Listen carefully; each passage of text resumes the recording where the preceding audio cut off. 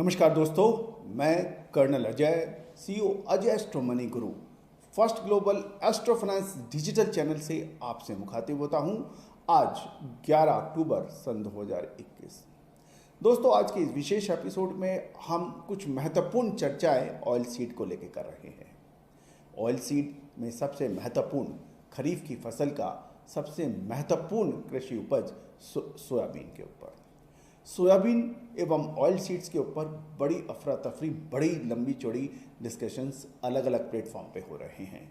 सरकार ने खाद्य तेलों में बेतहाशा तेजी को देखते हुए उपभोक्ताओं को तुरंत राहत पहुंचाने के लिए त्योहारी सीजन को ध्यान में रखते हुए सोयाबीन के आयात को परमिशन दी। इंपोर्ट ड्यूटी में कमी की गई। इसके अतिरिक्त स्टॉक लिमिट लगाकर जमाखोरी के खिलाफ कदम उठाया गया। इससे उपभोक्ताओं को राहत मिले, ऐसी सरकार की मंशा है। और सरकार ने ऑयल सीड्स की प्रमोशन के लिए, उसके उत्पादन को बढ़ाने के लिए लगभग 11,000 करोड़ का एक फंड भी अतिरिक्त बनाया है। ये सारी बातें बहुत महत्वपूर्ण हैं, लेकिन इसका एक दूसरा पहलू किसानों के लिए भी है। सोयाबीन के जब दाम लगभग 10,000 या उससे अधिक चल रहे थे, उस वक्त किसानों का कहना है कि कोई लिमिट या कोई इंपोर्ट ड्यूटी में कटौती क्यों नहीं की गई, जब सोयाबीन 10,000 से लगभग 50% नीचे की तरफ गिर चुके हैं। गौरतलब है कि पिछले एक साल के अंदर बड़ी ज़बरदस्त तेजी सोयाबीन एवं दूसरे खाद्य तेलों में एवं ऑयल सीड्स में देखी गई। आसमान छूने लगे थे खाद्य तेलों के भाव, चाहे वो सरसों हो, सोयाबीन हो या दूसरे खाद्य तेल हों। किसानों का कहना है जब बुआई का समय था, बीज के दाम बहुत तेज थे सोयाबीन के। अब जब खरीफ की फसल, महत्वपूर्ण फसल सोयाबीन बाजारों में आने को तैयार है, उस वक्त से पहले यदि आप इंपोर्ट ड्यूटी घटाते हैं, कटौती करते हैं, स्टॉक लिमिट जैसी रिस्ट्रिक्शंस लगाते हैं, इससे सोयाबीन के प्राइसेस बहुत तेज़ी से गिरते हैं और इसका सीधा नुकसान किसानों को होता है, क्योंकि वो फसल लेके आएंगे, वो फसल रोक नहीं सकते लंबे समय तक। फसलों को रोकना का काम व्यापारी या बड़ी कंपनियों का है। वो जमा भी कर सकते हैं, स्टोर भी कर सकते हैं, उनके पास पैसा और साधन भी होते हैं, लेकिन एक साधारण किसान के पास ये सुविधा नहीं है, बहुत कम है। तो दोस्तों, ये एक बड़ा प्रश्न है। एक और मैं आपसे बात करना चाहता हूं, अलग अलग आंकड़े, अलग अलग अनुमान विभिन्न संस्थाओं द्वारा, एसोसिएशन द्वारा और सरकार द्वारा भी जारी किए गए हैं।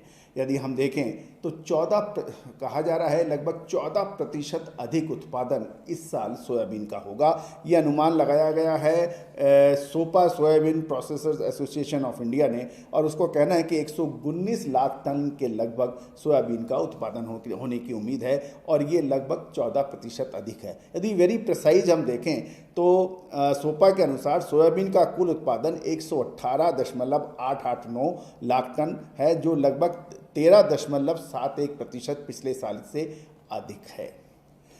दूसरा महत्वपूर्ण जो आंकड़े जारी हो रहे हैं, 123.677 लाख हेक्टेयर सोयाबीन का रकबा सरकारी अनुमान के अनुसार है, जबकि सोपा का यानी एसोसिएशन का अनुमान है ये 119.84 लाख हेक्टेयर का ही है। तो दोस्तों, ये एक अनुमान लगाया जा रहा है, और एमएसपी जो है सोयाबीन की 3950 रुपये प्रति क्विंटल है, जो कि पिछले साल के मुकाबले 70 रुपये अधिक है। तो दोस्तों, एक बड़ा प्रश्न ये भी उठता है कि आप उत्पादन के आंकड़े प्रस्तुत कर रहे हैं, लेकिन जब तक आप डिमांड के आंकड़े नहीं प्रस्तुत करेंगे तो इसका सही विश्लेषण होना थोड़ा मुश्किल है। जब तक आप डिमांड एंड सप्लाई, यानी कितनी सोयाबीन या खाद्य तेलों की जो मांग है, क्या पिछले साल के बराबर है या पिछले साल से अधिक होने की उम्मीद है, इसके ऊपर कोई आंकड़े अभी तक देखने में नहीं आए हैं। जब तक वो आंकड़े नहीं आए, उत्पादन के आंकड़े 14%, 13% की जो बढ़ोतरी है, उसके बारे में बात करना विश्लेषण के लिए की दृष्टि से सही नहीं है। चाहे इकोनॉमिक्स हो, चाहे फाइनेंशियल डाटा हो या डाटा एनालिसिस हो, आप किसी भी कमोडिटी की का विश्लेषण, चाहे वो तेजी का हो या मंदी का हो, जब तक दोनों डाटा नहीं होते हैं आप नहीं कर सकते हैं। महत्वपूर्ण बात। नेक्स्ट पॉइंट इंपॉर्टेंट ये है कि सोयाबीन के भाव ऊपरी स्तर से लगभग 50% टूट चुके हैं, स्पॉट में भी टूट चुके हैं और एनसीडीएक्स यानी फ्यूचर ट्रेडिंग में भी टूट चुके हैं। तो क्या खाद्य तेलों के इतने दाम खाद्य तेल बनाने वाली कंपनियों ने भी गिराए हैं या कम किए हैं या कटौती किए हैं, इसके ऊपर कोई बात नहीं कर रहा है, वो साइलेंट है। जब 50% दाम गिर चुके हैं तो फिर कहाँ समस्या है? इसका मतलब 50% दाम नहीं कटौती की गई है खाद्य तेलों में। हम फसलों के ऊपर बात करते हैं, लेकिन वो जो रेडी गुड्स है या जो तैयार माल है उसके ऊपर कोई बात करने को तैयार नहीं है। ये शिकायत किसान की है। किसान का कहना है कि जब भी फसल आती है कोई रोक टोक चालू होती है, इधर उधर की बातें होती है और किसान से सस्ता माल खरीद लिया जाता है और वही चीज़ फिर बाद में तेज हो जाती है। ये शिकायत है किसान की। तो दोस्तों आप जरूर अपने कमेंट्स बॉक्स में जरूर लिखिए कि क्योंकि ये जो चैनल है वो किसानों का है, वो व्यापारियों का है, वो उपभोक्ताओं का है। और फाइनेंशियल एस्ट्रोलॉजी अब इसमें क्या कहती है?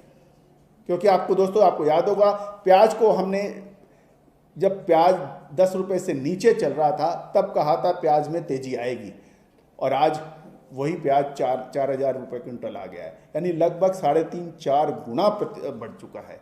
आपको याद होगा कॉटन के ऊपर हमने चर्चा की थी, एक महीने में भी लगभग 22 से 25% की तेजी कॉटन में दर्ज हुई।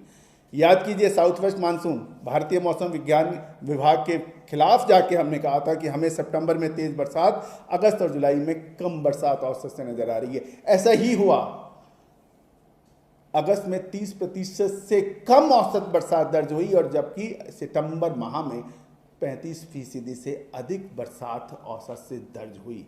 तो दोस्तों ये अद्भुत कारनामा फाइनेंशियल एस्ट्रोलॉजी और फंडामेंटल एनालिसिस के संयुक्त प्रयासों से हमारा चैनल आपके लिए लेके आता है, जो कि सत्य साबित हुआ। चाहे गवार सीड हो, चाहे स्टॉक मार्केट हो। याद कीजिए पावर सेक्टर की कंपनियों में तेजी की बात हमने कही थी, नतीजा आपके सामने है।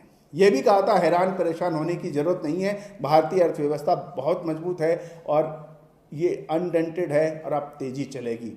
निफ्टी 18,000 से ऊपर चल रही है। तो दोस्तों अब सोयाबीन के अंदर आने वाले समय में क्या बात हो सकती है? फाइनेंशियल एस्ट्रोलॉजी का बिल्कुल क्लियर मंतव्य है कि आने वाले 2 से 3 महीने के अंदर सोयाबीन में तेजी दोबारा पकड़ सकती है, तेजी आ सकती है। ये फाइनेंशियल एस्ट्रोलॉजी का विश्लेषण और आकलन है, जैसे हमने आपको प्याज और कॉटन में दिया था। लेकिन उससे पहले मंदी के भी झटके लगेंगे, जबरदस्त लगेंगे, ऐसे लगेंगे जिससे घुटने हिल जाएं। तो दोस्तों वो कब और कैसे लगेंगे, कब एक तरफा तेजी बनेगी, कैसे बनेगी, उसके लिए हमारी विशेष रिपोर्ट भी उपलब्ध है। मंडी के कारोबारी या किसान उसके लिए संपर्क कर सकते हैं, लेकिन वो भुगतान करने पर उपलब्ध होगी। All the very best, good luck, happy trading.